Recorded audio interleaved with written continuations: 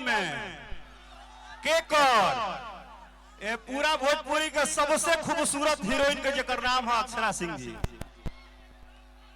तो भोजपुर जिला में अगर केहू के स्वागत कल जला कहे से हमनी के माटी है जे पैदा भइल बनी जा हम जहां आई बानी हो जाई हम नहीं कह सकत कि हम कोनो बनी जो हमारे गांव है बखोरापुर जेकरा पे बखोरापुर माई का आशीर्वाद हो गइल दुनिया हिलावेला दुनिया आई छोटा मोटा जगह ना तो सबसे बजाई कि आगे बुझाओ कि वहां के भोजपुर में आइल बनी जोरदार वाला। थैंक यू हम बगले के हैं। हां भाई 1 घंटा में रहुआ पहुंच जाए पटना।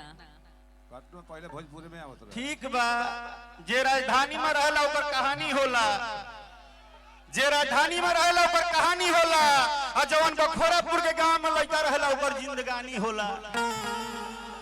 कबो कबो हीरोइन के अपना अखिया से देखेला रात सपना में ओकरो नया जिंदगानी होला। अरे ई बखोरापुर जी ए मंच पे हर एक सौभाग्यशाली कलाकार बा जिनके आवे के मिलल बा और हम सबसे भाग्यशाली बानी कि तनी देरी से आईनी लेकिन अपना गाँव आईनी कहे से कि हम दीपक भैया से एक बात कहले बानी कि दुनिया में कोनो कोना में कुछ भी हो जब जब भोजपुर जिला के फोन जाई या बात हो जाई तो दुनिया के सारा शूटिंग सारा सिनेमा सारा एल्बम एक दिन भोजपुर के धरती एक दिन एजा आवे के बा चाहे हालात कुछ होखे।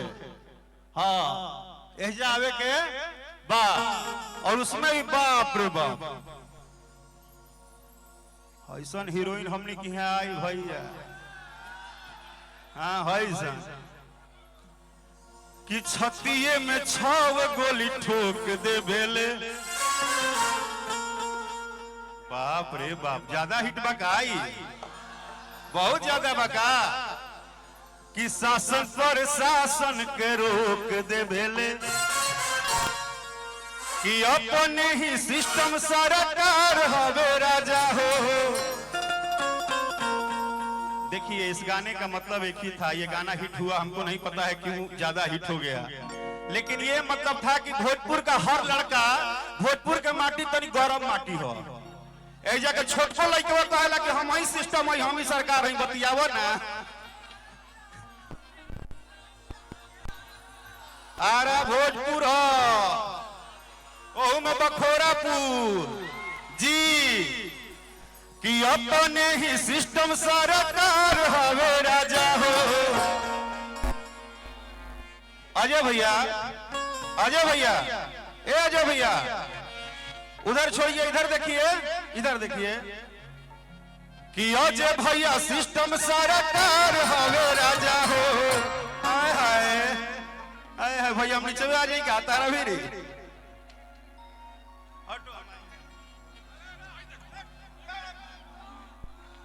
ई भोजपुर जी एजा गोरे हाथे में सही पावर हो कि अपने ही सिस्टम सरकार हवे राजा हो कि लोग नया पवन तरंगदार लोग नया पवन तरंगदार अरंगदारों के भतार हवे राजा हो।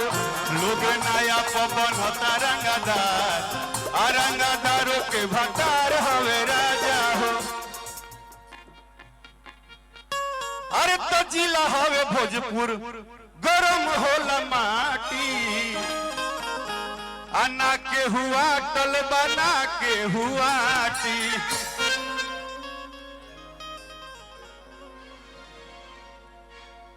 अजय भैया के बारे में सबसे अच्छी बात यह है जो मुझे पता चला कि भैया एक बहुत ही अच्छे समाज सेवी हैं और दूसरी चीज कि दीपक भैया ने हमको बताया कि अजय भैया पिछले 4-5 सालों से हर एक गरीब व्यक्ति के लिए सबसे पहले खड़ा रहता है।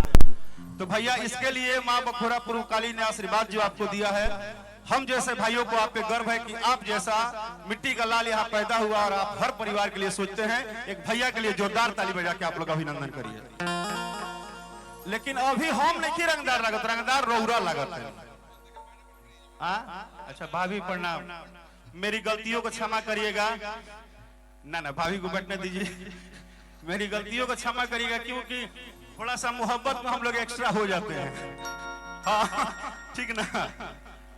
एगो और गीत आइल बा भैया खाती हम कहते नहीं कि भारी है भारी था भारी रहेगा।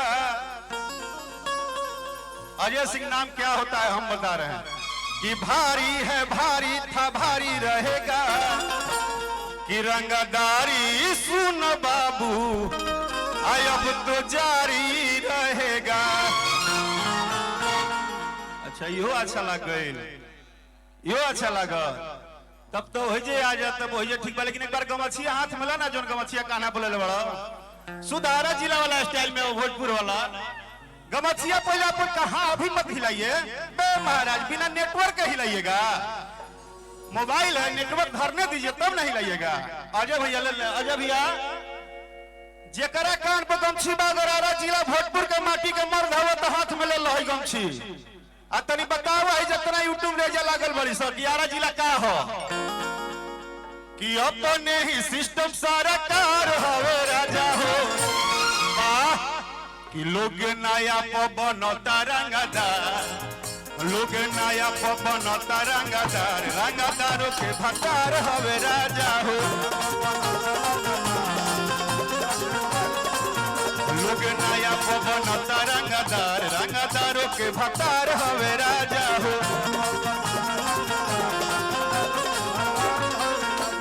अच्छा राम क्या भैया? अच्छा अच्छा हाँ ऊपर चल जाओ, पहले आशीर्वाद मिला तो ले लेवे दी। हाँ दे दी आशीर्वाद का आभार। ऊपरवा कहाँ से चल जी हम अब एगो बात। अरे बाप रे बाप इतना झंडा आइल हो जियो से। जय श्री राम। अब बुझाता कि अब कार्यक्रम शुरू भइल बखोरापुर में। अब के तनी गर्मी शरीर में शुद्ध भोजपुरी में भेटाइल बा। अक्षरा जी, अक्षरा जी आप ऐसा गाए हो कि स्पीकर में आग लगा दिए हो।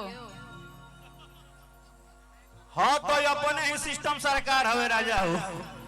हम थोड़े आग लगनी आग हो लोग लगौले बा।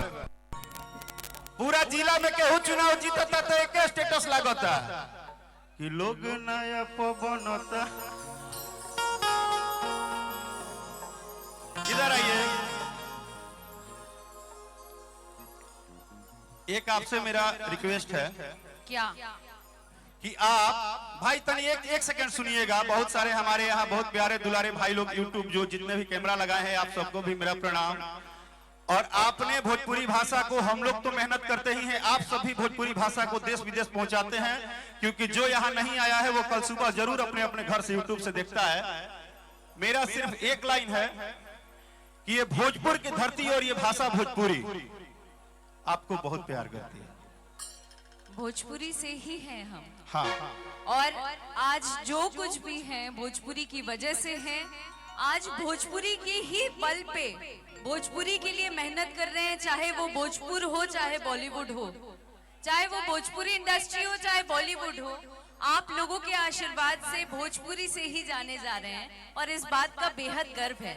एक छोटे से कमेंट को करके एक लड़की को शर्मसार कर देते हैं चंद लोग। मैं आज जो भी मेहनत कर रही हूँ आप लोगों के लिए, भोजपुरी भाषा के लिए, मुझे कुछ भी करना पड़े मैं करती रहूंगी। और ये बड़े फक्र के साथ कहती हूँ, आपका आशीर्वाद अगर रहा तो मुझे लग रहा है पूरी दुनिया में गड़गड़ाऊंगी और भोजपुरी भाषा को अपने माध्यम से और आगे ले जाने की कोशिश करूंगी। उम्मीद है आप लोग साथ देंगे, देंगे ना? दीजिएगा ना? आपने बहुत बड़े बड़े हस्ती को बनाया है और उम्मीद करती हूँ कि मुझे भी और आशीर्वाद देंगे ताकि मैं भी और आगे बढ़ सकूं और आपका नाम और आगे ले जा सकूं। कि जैसे सोहागिन हाथे शोभेला चूड़ी आ हिंदी के हो सही सी गारे भोजपुरी